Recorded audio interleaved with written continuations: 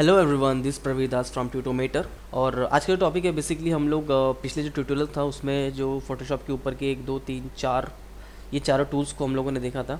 और आज जो है हम लोग वो नेक्स्ट टूल देखेंगे, क्रॉप टूल, और उसके बाद आई ड्रॉपर टूल्स, और उसके नीचे है पैच हीलिंग पैच टूल। ठीक है, तो बेसिकली ये 3 टूल को हम लोग आज एक्सप्लोर करेंगे, ये तीनों टूल किस काम आते हैं, है ना। तो अगर आपने अभी तक मेरा चैनल सब्सक्राइब नहीं किया तो सब्सक्राइब ज़रूर कर लीजिए और बेल आइकन को ज़रूर दबा लीजिए, ताकि जब भी मैं कुछ नया सॉफ्टवेयर का अपडेट दूँ और कुछ अच्छा बनाऊँ तो आप तक ज़रूर पहुँच जाए। अगर आपको हिंदी ट्यूटोरियल्स बहुत अच्छे लगते हैं तो आपके लिए सबसे परफेक्ट चैनल है। तो आइए स्टार्ट करते हैं। तो फर्स्ट ऑफ ऑल जाता हूँ मैं डेस्कटॉप पे, मेरे पास कुछ कुछ इमेजेस रखे थे जो मैंने निकाल के रखे थे आप लोगों के लिए। तो यहाँ पे मैं लाता हूँ। तो सबसे पहला जो काम है उसको मैं क्रॉप टूल में देख लेता हूँ। तो क्लिक करके रखेंगे तो आप देखेंगे यहाँ पे कि 2 3 टाइप के जो टूल है वो आ जाता है। पहला है क्रॉप टूल, दूसरा है पर्सपेक्टिव क्रॉप टूल, तीसरा है स्लाइस, और स्लाइस सेलेक्ट टूल, है ना।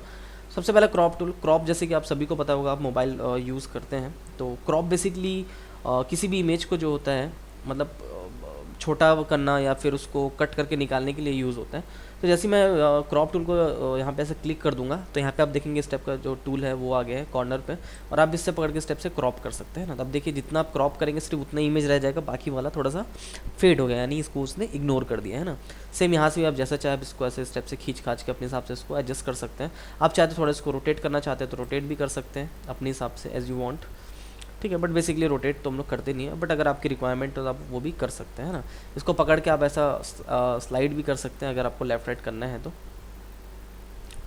ठीक है, तो बेसिकली ये जो है ये गोल्डन जो रेशियो हम लोग बोलते हैं उसका भी रेशियो दिया हुआ है, तो उस हिसाब से हम लोग उसको एडजस्ट कर सकते हैं।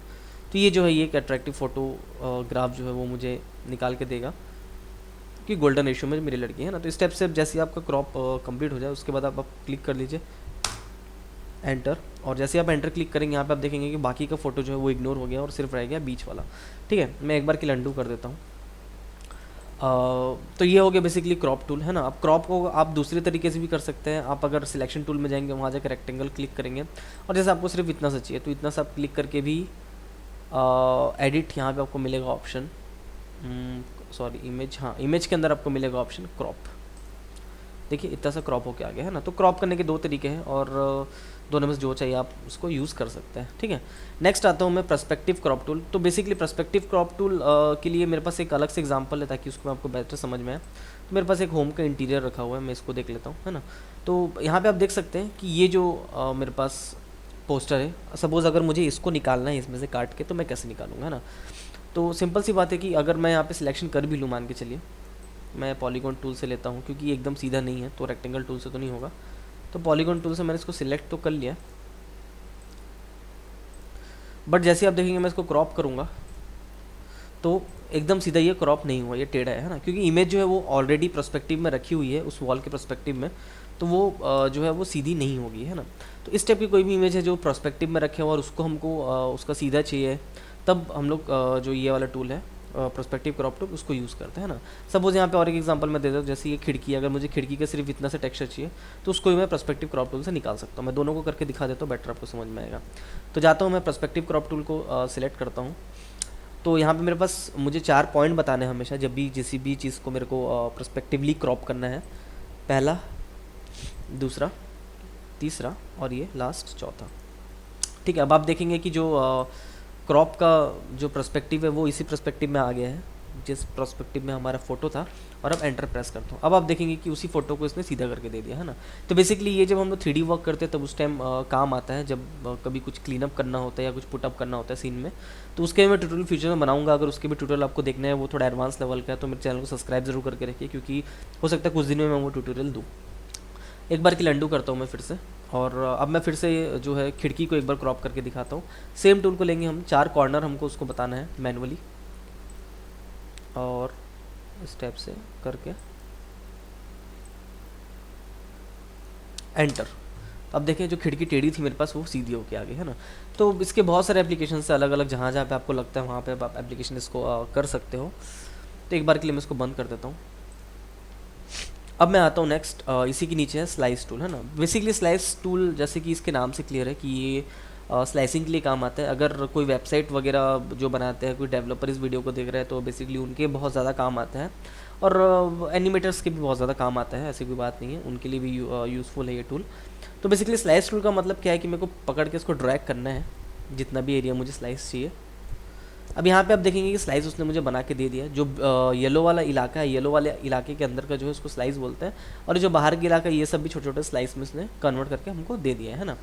अब बेसिकली क्या होता है कि स्लाइस जैसे कि मुझे सिर्फ इतना इमेज को छोटे छोटे छोटे पार्ट में कन्वर्ट करना है। अगर आप इंस्टाग्राम चलाते होंगे तो उसमें देखे होंगे, कोई भी इमेज को आप चाहे तो स्लाइस कर सकते हैं, सेम इसमें भी वही है। राइट क्लिक मारेंगे, यहाँ पे आपके पास 2-3 ऑप्शन होते हैं। एक होता है डिलीट स्लाइड, एक होता है डिवाइड स्लाइड, है ना। डिवाइड जैसे ही मैं करने क्लिक करूँगा इसमें, तो आप देखेंगे यहाँ पे 1 2 3 4 5 6 7 8 9 आ गया है। बाय डिफ़ॉल्ट ये ऑफ रहता है, आप चाहे तो उसको ऑन कर सकते हैं, ठीक है। ये दोनों ऑफ रहते हैं तो कुछ नहीं दिखाएगा। तो ये हॉरिजॉन्टली डिवाइड करना है आपको, मान के चलिए। तो यहाँ पे आप देखेंगे 1 है, इसको मैं 3 कर दूंगा तो हॉरिजॉन्टली ये 3 में डिवाइड हो गया, है ना। सेम चीज़ वर्टिकल में करना है तो वर्टिकल में मैं 3 कर दूंगा तो 1 2 3 ऐसा करके डिवाइड हो गया ये, है ना। ओके कर दीजिए। अब जैसे कि आपको स्लाइस करके निकालना है 1 2 3 4 5 6 7 8 9 जो इसके पार्ट है उसको अलग अलग। यहाँ पे जाना है फाइल, यहाँ पे आपको मिलेगा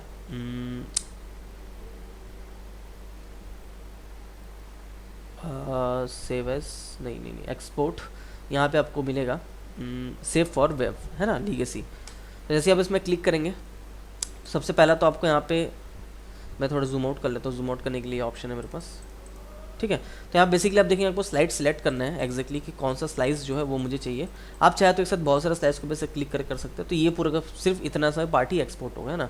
अगर आपको चाहिए सिर्फ ये दोनों पार्ट हो तो सिर्फ ये और ये ऊपर वाला जो छोटा पार्ट है और ये पार्ट एक्सपोर्ट होगा। तो इस स्टेप से आप उसको सिलेक्ट करके बता सकते हैं वो कितना पार्ट एक्सपोर्ट करना है। तो मुझे सिर्फ अभी फिलहाल के लिए इतने ही 9 डब्बे जो है इनको एक्सपोर्ट करना है, तो बस इतना ही काफ़ी है। नेक्स्ट यहाँ पे प्रीसेट्स है। प्रीसेट्स यानी कि आपको क्या चाहिए, जेपेग चाहिए, पीएनजी चाहिए, जीफ चाहिए, या फिर PNG high quality, low quality, अलग अलग टाइप के। आप चाहे तो उसको मैनुअली भी अपने हिसाब से कर सकते हैं, बट मैं कहूँगा कि अगर आप नॉर्मल यूज़ कर रहे हैं तो जेपेग हाई कर लीजिए, काफ़ी है उसके लिए, है ना। जैसे आप प्रीसेट में क्लिक करेंगे ये सारी सेटिंग्स ऑटोमेटिकली हो जाएंगी। क्वालिटी को आप चाहे तो और बेटर कर सकते हैं, आपके ऊपर है। जेपेग मैक्सिमम ब्लर नहीं चाहिए मुझे, बाकी कुछ नहीं चाहिए, एज इट इज़ इसको रखना है ना। लास्ट जो ऑप्शन है वो है सेव कर देना इसको, और सेव करके मैं डेस्कटॉप में ही जाता हूँ। यहाँ पे जाके अच्छा फॉर्मेट है, यहाँ पे इमेजेस और एचटीएमएल इमेजेस, मुझे सिर्फ इमेजेस चाहिए। सेटिंग डिफ़ॉल्ट सेटिंग, ठीक है। स्लाइस जो है सिलेक्टर स्लाइस, ये बाय डिफ़ॉल्ट ऑल स्लाइसेस रहता है, बट ऑल स्लाइसेस नहीं, मुझे सिलेक्टर स्लाइस चाहिए। ऑल स्लाइसेस करेंगे तो ये छोटे छोटे पार्ट जो है वो सब भी एक्सपोर्ट हो जाएंगे। तो इट्स अप टू यू, आपको जैसा एक्सपोर्ट करना है। इसको बस कर दीजिए सेव, एंड थोड़ा सा वेट कीजिए क्योंकि थोड़ा वक्त लगता है इसको एक्सपोर्ट करने में, तुरंत आपको इसमें आउटपुट नहीं दिखाएगा। यहाँ पे आप देखेंगे डेस्कटॉप में मेरे पास एक फोल्डर बन गया इमेजेस बोल के। इसके अंदर जब जाऊँगा तो यहाँ पे देखूँगा जो मैंने स्लाइस किए थे वो सारे स्लाइस इसमें कट कट के आ गए, है ना। तो बेसिकली ये वेब डेवलपमेंट में बहुत यूज़फुल होता है उस वक्त में। अगर आप वेब डेवलपर है तो आपको पता होगा ये चीज़। तो बेसिकली इसको मैं आ जाता हूँ, हटा देता हूँ। ओके, नेक्स्ट जो टूल है इसको मैं एक बार के लिए हटा, स्लाइस सेलेक्ट टूल है, मतलब किसी भी स्लाइस को सिलेक्ट करने के लिए यूज़ होता है। अब जैसे आपने इस स्लाइस को सिलेक्ट किया, इसको और आपको डिवाइड करना था उसमें भी कर सकते हैं। डिवाइड स्लाइड्स कर दीजिए जी, आपके ऊपर है, सेम वही ऑप्शन है। ओके करके आप इसको भी एक्सपोर्ट कर सकते हैं ना। It's all up to you, आपको जैसा चाहिए वैसा आप इसको स्लाइसिंग में कन्वर्ट कर सकते हैं। तो मैं यहाँ पे आ जाता हूँ।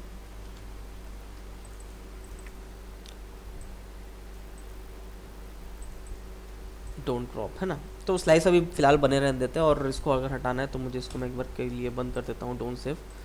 वापस से मैं इसको इंपोर्ट कर लेता हूँ इसी इमेज को, है ना। तो क्रॉप का सारा हो गया। नेक्स्ट है आई ड्रॉपर टूल।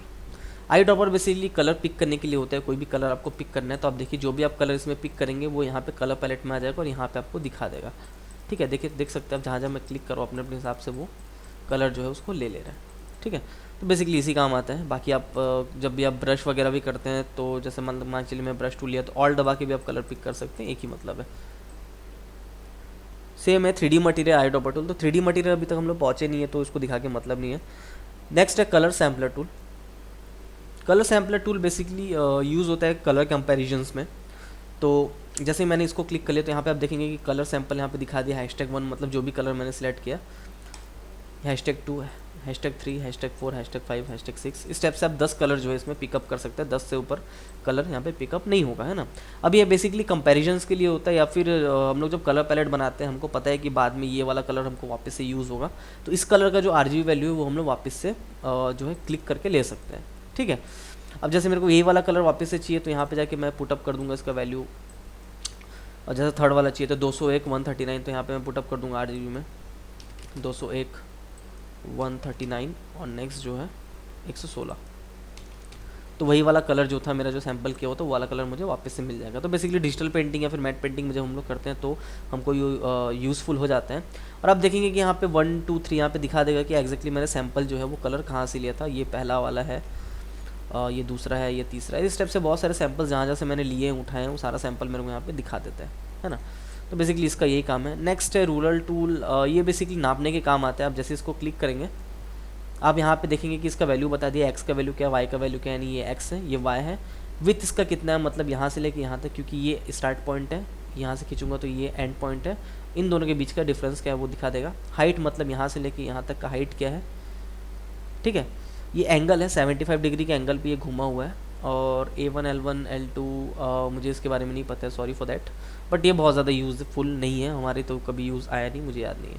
नेक्स्ट है note tool. Note tool basically कब काम आता है, जैसे कि आप कोई एक प्रोजेक्ट पे पूरी पूरी टीम काम कर रही है और हो सकता है किसी टीम मेंबर के बाद आपको हेयर के लिए कुछ इन्फॉर्मेशन देना है, तो आप इस जैसे हेयर में यहाँ पे क्लिक कर लिए जस्ट फॉर एग्जांपल, तो यहाँ पे आप नोट लिख सकते हैं कि हेयर शुड बी ब्लैक।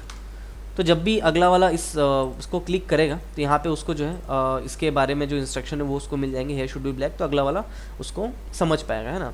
अब आप चाहे तो उसको मूव भी कर सकते हैं, मूव टूल से इसको सिलेक्ट करना पड़ेगा आपको और इससे मूव टूल से आप मूव भी कर सकते हैं, ठीक है। It's all up to you कि आपको कहाँ पे चाहिए। इंस्ट्रक्शन को जब चाहे आप चेंज भी कर सकते हैं ना, डिलीट करेंगे तो ये डिलीट भी हो जाएगा यहाँ से, ठीक है। नेक्स्ट है count tool. I don't think कि इसका भी बहुत ज़्यादा कुछ एक वर्क है, ये सिर्फ काउंटिंग आपको दे देता है। मे बी शायद इसको भी आप इंस्ट्रक्शन के लिए आप यूज़ कर सकते हैं। जैसे कि यहाँ पे मैंने अलग अलग काउंटिंग दे दी, तो यहाँ पे आपने फिर नोटपैड जो बनाया है इस पर आप जाके लिख सकते हैं कि 1 जो होगा उसमें जो भी फलाना ठिकाना, दूसरे में आएगा तो उसमें जो भी फलाना ठिकाना चेंजेस है, 3 में आएगा जो भी चेंजेस है, तो इस टाइप से आप नोट जो है इसमें पुटअप करके दे सकते हैं। तो बेसिकली ये टीम वर्क जब आप करेंगे तब आपको बहुत ज़्यादा यूज़ होगा, उसके पहले आई डोंट थिंक सो कि बहुत ज़्यादा एक इसका यूज़ है। क्लियर ऑल कर दीजिए यहाँ पे, ओके, तो यहाँ पे क्लीन हो जाएगा, ठीक है। ओके, नेक्स्ट आता हूँ मैं स्पॉट हीलिंग वगैरह में। तो हीलिंग को मैं बता देता हूँ एक बार के लिए, मैं इसको डोंट सेव कर देता हूँ। मेरे पास एक छोटा सा इमेज है एक बच्चे का, तो बेसिकली इसको आई थिंक चिकन पॉक्स हुआ है, तो जो भी है इसको हम लोग कैसे ठीक कर सकते हैं। स्पॉट हीलिंग टूल ब्रश में जाएंगे, इसको जैसे हम उसमें क्लिक करेंगे तो देखिए यहाँ पे वो हटा देगा इसको, है ना। बट आपको ध्यान रखना है कि साइज़ जो है इसका बहुत ज़्यादा बड़ा ना हो, नहीं तो आजू बाजू की चीज़ें सैंपल करते करते वो चीज़ों को ख़राब कर देगा, है ना। इस स्टेप से हल्का हल्का छोटा छोटा पैच में आपको जो है इसमें वर्कआउट करना है। बहुत ज़्यादा बड़ा पैच में वर्कआउट करेंगे तो ख़राब भी हो सकता है इमेज, ठीक है।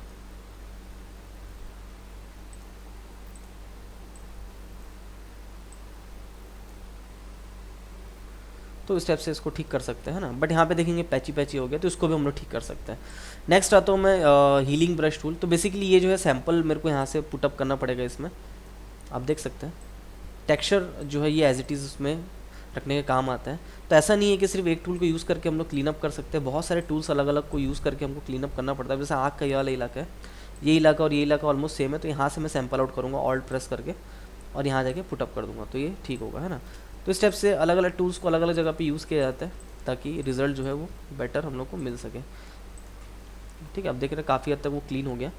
नेक्स्ट आता हूँ मैं patch tool. Patch tool basically वैसे ही काम करता है, जैसे यहाँ पे आप देखेंगे पैच बन गया, तो इसको पकड़ के मैं सिलेक्ट कर लिया, उसको ड्रैग करके आप कहीं और भी पुटअप करेंगे तो वहाँ का जो है ले लेगा, है ना।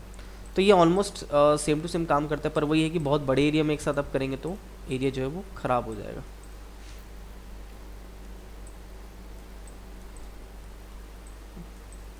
ठीक है। तो इस टाइप से आप अलग अलग टाइप की हीलिंग कर सकते हैं, और भी बहुत सारे टूल्स हैं इसमें। नेक्स्ट आता है कंटेंट अवेयर टूल। तो बेसिकली कंटेंट अवेयर टूल किस लिए काम आता है, ये भी हीलिंग पर्पस के लिए काम आता है।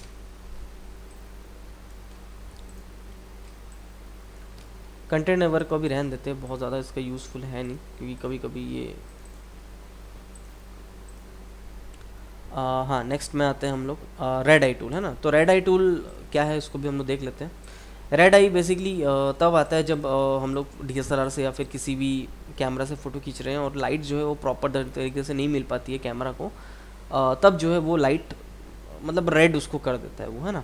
तो उस चीज़ को कैसे ठीक कर सकते हैं, यहाँ पे रेड आई टूल मिल जाएगा आपको। इसी में जब क्लिक करके रखेंगे तो रेड आई टूल आपको सिंपल रेड पे जाकर क्लिक करना है और वो उसको ब्लैक एंड वाइट कर देगा, ठीक ओके, तो इससे एटलीस्ट रेड वाला जो पार्ट था वो ख़त्म हो गया। अब बहुत सारे DSLRs में आपको इस टाइप के फ़ोटोज़ आपको मिल जाएंगे। जो डिजिटल कैमराज होते तो उसमें तो बहुत ज़्यादा प्रॉब्लम आता था पहले के डेट में, बट अब काफ़ी हद तक वो सारी चीज़ें ठीक हो गई हैं।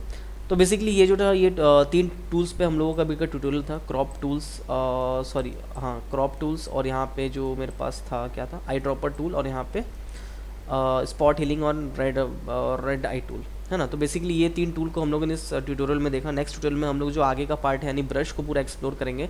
और दोस्तों ट्रस्ट मी, ब्रश का जो एक्सप्लोरेशन है वो बहुत ही ज़बरदस्त है, क्योंकि इसमें मैं बहुत सारी नई नई अनोखी टाइप की चीज़ें दिखाने वाला हूँ। तो दोस्तों आपको मेरा ट्यूटोरियल कैसा लगा मुझे कमेंट बॉक्स पे ज़रूर बताइएगा, और मैं चैनल पर सब्सक्राइब करने के बाद बेल आइकन दबाना बिल्कुल मत भूलिएगा। अगर आपको इसी सब्जेक्ट पे फुल प्रीमियम पेड ट्यूटोरियल चाहिए तो नीचे डिस्क्रिप्शन पे लिंक दिया हुआ है। आप मेरे फेसबुक पेज, व्हाट्सअप पेज और ट्विटर से भी जुड़ सकते हैं, सेम डिस्क्रिप्शन पे लिंक दिया हुआ है।